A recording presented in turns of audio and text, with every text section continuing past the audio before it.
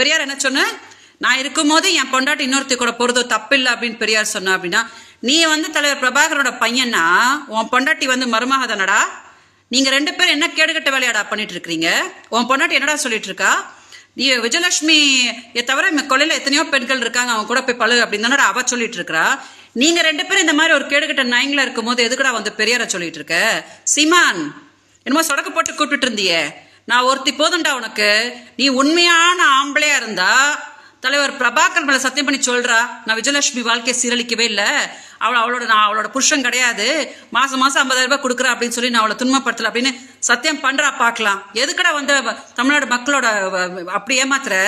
உன்னால பாதிக்கப்பட்டு நான் தான் பெங்களூர்ல இப்படி கதறிட்டு கிடக்குறேன்னு நீ நல்லாவே இருக்க மாட்டடா.